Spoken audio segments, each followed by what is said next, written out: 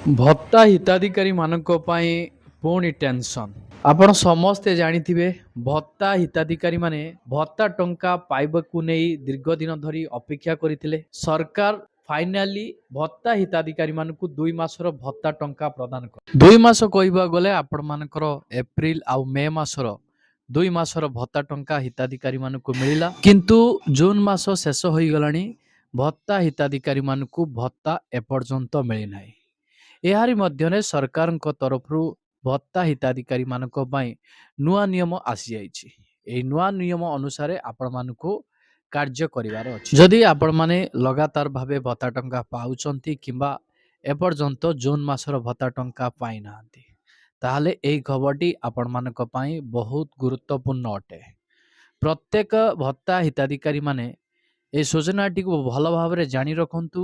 ସେହି ଅନୁସାରେ ଆପଣ ମଧ୍ୟ କାର୍ଯ୍ୟ କରନ୍ତୁ, ଯାହାଫଳରେ ଆପଣମାନେ ଆଗାମୀ ଦିନମାନଙ୍କରେ ଭତ୍ତା ଟଙ୍କା ପାଇବାରେ କୌଣସି ଅସୁବିଧା ହେବ ନାହିଁ। ଠିକ୍ ସମୟରେ ଆପଣମାନେ ଭତ୍ତା ଟଙ୍କା ପାଇପାରିବେ ଏହି କାମ ଦ୍ୱାରା।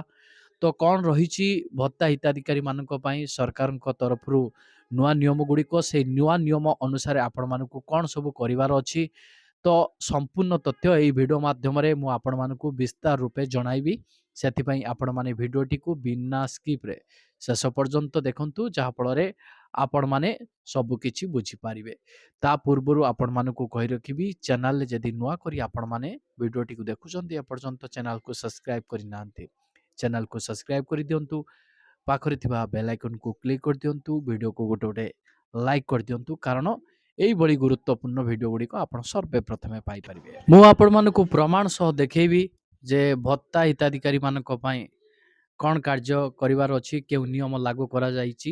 ଆପଣମାନଙ୍କର ଦୃଷ୍ଟି ଆକର୍ଷଣ କରିବା ପାଇଁ ଚାହିଁବି, ଆପଣମାନଙ୍କର ମୋବାଇଲ ସ୍କ୍ରିନ୍ ଉପରେ ଯେଉଁ ଖବରଟି ରହିଛି ଥରେ ନଜର ପକାନ୍ତୁ। ଭତ୍ତା ପାଇଁ ଏବେ ଆଧାର ବାଧ୍ୟତାମୂଳକ। ଆଧାର ସଂଯୋଗ ବିନା ମିଳିବନି ଭତ୍ତା। ହଁ ଆଜ୍ଞା, ଆପଣ ଠିକ୍ ଶୁଣୁଛନ୍ତି, ଆଧାର ସଂଯୋଗ ବିନା ମିଳିବନି ଭତ୍ତା ଟଙ୍କା। ଏବେ ସରକାରଙ୍କ ତରଫରୁ ଭତ୍ତା ହିତାଧିକାରୀ ମାନଙ୍କ ପାଇଁ ନୂଆ ନିୟମ ଆସିଛି। ଯଦି ଆପଣମାନେ ଲଗାତାର ଭାବେ ଭତ୍ତା ଟଙ୍କା ପାଇ ଆସୁଛନ୍ତି କିମ୍ବା ଏପର୍ଯ୍ୟନ୍ତ ଆପଣମାନେ ଭତ୍ତା ଟଙ୍କା ପାଇନାହାନ୍ତି, ତାହେଲେ ଆପଣମାନେ ଥରେ ଜାଣି ରଖନ୍ତୁ ଏହି ନୂଆ ନିୟମ ଗୁଡ଼ିକ। ଏବେ ସରକାରଙ୍କର ବଡ଼ ନିଷ୍ପତ୍ତି, ଭତ୍ତା ପାଇଁ ଏବେ ଆଧାର ବାଧ୍ୟତାମୂଳକ କରାଯାଇଛି। ତା ସହିତ ଆଧାର ସଂଯୋଗ ବିନା ଆପଣମାନଙ୍କୁ ଭତ୍ତା ଟଙ୍କା ମିଳିବନି। କେମିତି କ'ଣ ଆପଣମାନେ ଆଧାର କାର୍ଡକୁ ସଂଯୋଗ କରିବେ, କାହା ସହିତ ସଂଯୋଗ କରିବେ, ତ ଆଧାର କାର୍ଡ କାହିଁକି ବାଧ୍ୟତାମୂଳକ, ତ ବିସ୍ତାର ରୂପେ ଆସନ୍ତୁ ଜାଣିବା ସମ୍ପୂର୍ଣ୍ଣ ଖବର କ'ଣ ରହିଛି। ବ୍ୟାଙ୍କ ଆକାଉଣ୍ଟରେ ଆଧାର ସଂଯୋଗ ନଥିଲେ ମିଳିବନି ଭତ୍ତା। ଜାତୀୟ ସାମାଜିକ ସହାୟତା କାର୍ଯ୍ୟକ୍ରମ ଅର୍ଥାତ୍ NSAP ରେ ଭତ୍ତା ପାଉଥିବା ହିତାଧିକାରୀଙ୍କ ବ୍ୟାଙ୍କ ସହ ଆଧାର ସଂଯୋଗ ବାଧ୍ୟତାମୂଳକ। ଏନେଇ ସମସ୍ତ ଜିଲ୍ଲାପାଳମାନଙ୍କୁ ଆବଶ୍ୟକ ପଦକ୍ଷେପ ନେବାକୁ ରାଜ୍ୟ ସାମାଜିକ ନିରାପତ୍ତା ଓ ଭିନ୍ନକ୍ଷମ ସଶକ୍ତିକରଣ ବିଭାଗର ପ୍ରମୁଖ ସଚିବ ସୁରେଶ କୁମାର ବଶିଷ୍ଠ ନିର୍ଦ୍ଦେଶ ଦେଇଛନ୍ତି। ହଁ ଆଜ୍ଞା, ଯଦି ଆପଣମାନେ ଭତ୍ତା ଟଙ୍କା ପାଉଛନ୍ତି ବ୍ୟାଙ୍କ ଆକାଉଣ୍ଟ ମାଧ୍ୟମରେ, ତାହେଲେ ଆପଣମାନଙ୍କୁ ଏହି କାର୍ଯ୍ୟ ନିହାତି କରିବା ଜରୁରୀ ରହିଛି, ଯାହା ସରକାରଙ୍କ ତରଫରୁ ପ୍ରତ୍ୟେକ ହିତାଧିକାରୀ ମାନଙ୍କୁ ସୂଚିତ କରାଯାଇଛି।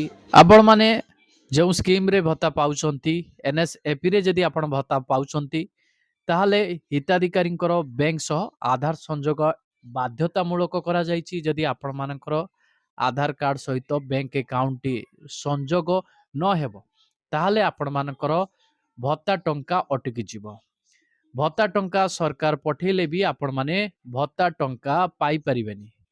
ତ ପ୍ରତ୍ୟେକ ହିତାଧିକାରୀ ମାନଙ୍କୁ ସାମାଜିକ ନିରାପତ୍ତା ଓ ଭିନ୍ନକ୍ଷମ ସଶକ୍ତିକରଣ ବିଭାଗର ପ୍ରମୁଖ ସଚିବ ସୁରେଶ କୁମାର ବଶିଷ୍ଠ ଜଣାଇଛନ୍ତି। ଆଉ କ'ଣ ମେନସନ୍ ରହିଛି ଆସନ୍ତୁ ନଜର ପକାଇବା। ଶ୍ରୀ ବଶିଷ୍ଠ ଲେଖିଥିବା ଚିଠିରେ ଉଲ୍ଲେଖ କରିଛନ୍ତି ଯେ ରାଜ୍ୟର 3,35,850 NSAP ହିତାଧିକାରୀଙ୍କର ହୋଇନି ଆଧାର ସହ ବ୍ୟାଙ୍କ ଆକାଉଣ୍ଟ ସଂଯୋଗ। ତେଣୁ ଏ ଦିଗରେ ତୁରନ୍ତ ପଦକ୍ଷେପ ନେବାକୁ ଜିଲ୍ଲାପାଳମାନଙ୍କୁ ନିର୍ଦ୍ଦେଶ ଦିଆଯାଇଛି। ତେବେ କିଛି ପେନସନଧାରୀ ଶଯ୍ୟାଶାୟୀ ହୋଇଥିବାରୁ ସେମାନଙ୍କର ବ୍ୟାଙ୍କ ଆକାଉଣ୍ଟ ସହ ଆଧାର ସଂଯୋଗ କରିବା ବେଳେ ସମ୍ବେଦନଶୀଳ ହୋଇ ପଦକ୍ଷେପ ନେବାକୁ ପରାମର୍ଶ ଦିଆଯାଇଛି। ଦେଖନ୍ତୁ, ବହୁତ ହିତାଧିକାରୀ ମାନେ ଏମିତି ରହିଛନ୍ତି, ସେମାନେ ଶଯ୍ୟାଶାୟୀ, କହିବାକୁ ଗଲେ ସେମାନେ ବିଛଣାରୁ ଉଠି ପାରୁନାହାନ୍ତି। ସେମାନେ ବ୍ୟାଙ୍କକୁ ଯିବେ କେମିତି, ତାଙ୍କର ଆଧାର କାର୍ଡଟିକୁ ବ୍ୟାଙ୍କ ଆକାଉଣ୍ଟ ସହିତ ସଂଯୋଗ କରିବେ କେମିତି, ସେମାନେ କେମିତି ସଂଯୋଗ କରିବେ, ସେଥିପାଇଁ ପଦକ୍ଷେପ ନେବାକୁ ମଧ୍ୟ କୁହାଯାଇଛି। ତ ବହୁତ ହିତାଧିକାରୀ ଏମିତି ରହିଛନ୍ତି ଯାହାକି ସେମାନଙ୍କର ଆଧାର ସହିତ ବ୍ୟାଙ୍କ ଆକାଉଣ୍ଟ ସଂଯୋଗ ହେଇନାହିଁ। ତ ଏମିତି ଆପଣମାନଙ୍କର 3,35,850 ଜଣ ହିତାଧିକାରୀ ଏମିତି ରହିଛନ୍ତି ଯାହାକି ସେମାନଙ୍କର ଆଧାର କାର୍ଡ ବ୍ୟାଙ୍କ ଆକାଉଣ୍ଟ ସହିତ ସଂଯୋଗ ହୋଇନାହିଁ। ଆହୁରି ମଧ୍ୟ ମେନସନ ରହିଛି 2024-2027 ଆର୍ଥିକ ବର୍ଷରୁ NSAP ପେନସନ SNA ସ୍ପର୍ଶ ପ୍ଲାଟଫର୍ମ ମାଧ୍ୟମରେ ଆଧାର ଭିତ୍ତିକ ପେମେଣ୍ଟ ବ୍ୟବସ୍ଥାର ପ୍ରଦାନ କରାଯିବ। ତେବେ ବର୍ତ୍ତମାନ ଯେଉଁ ହିତାଧିକାରୀ ମାନେ ଆକାଉଣ୍ଟରେ ଭତ୍ତା ପାଉଛନ୍ତି, ଆଧାର ସଂଯୋଗ ନହେଲେ SNS ସ୍ପର୍ଶ ପ୍ଲାଟଫର୍ମରେ ପୁରୁଣା ବ୍ୟବସ୍ଥାରେ ଭତ୍ତା ପ୍ରଦାନ କରିବା ଅସମ୍ଭବ ହେବ ବୋଲି ଶ୍ରୀ ବଶିଷ୍ଠ ସ୍ପଷ୍ଟ କରିଛନ୍ତି। ତ ଦେଖନ୍ତୁ, ଯଦି ଆପଣମାନେ ଭତ୍ତା ଟଙ୍କା ବ୍ୟାଙ୍କ ଆକାଉଣ୍ଟରେ ପାଇବା ପାଇଁ ଚାହୁଁଛନ୍ତି, ଯଦି ଆପଣମାନଙ୍କର ଆଧାର କାର୍ଡ ସହିତ ଆପଣମାନଙ୍କର ବ୍ୟାଙ୍କ ଆକାଉଣ୍ଟଟିକୁ ସଂଯୋଗ ନ କରିବେ, ତାହେଲେ ଆପଣମାନେ ଭତ୍ତା ଟଙ୍କା ପାଇପାରିବେ ନାହିଁ।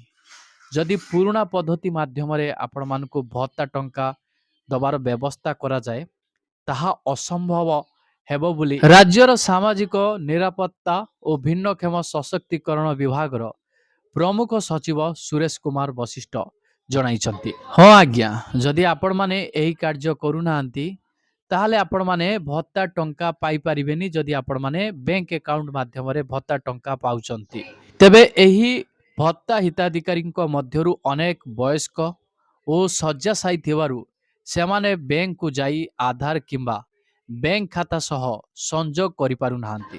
ତେଣୁ ଜିଲ୍ଲା ପ୍ରଶାସନ ସେହି ହିତାଧିକାରୀମାନଙ୍କୁ ଏହି କାର୍ଯ୍ୟ କେମିତି ସମ୍ପାଦନ କରିବେ ପଦକ୍ଷେପ ନେବା ପାଇଁ ସୂଚିତ କରାଯାଇଛି। 1 ନମ୍ବରରେ ନୋଟିସ୍ କରାଯାଇଛି 3,35,000 ହିତାଧିକାରୀଙ୍କ ଆଧାର ବ୍ୟାଙ୍କ ସଂଯୋଗ ବାକି।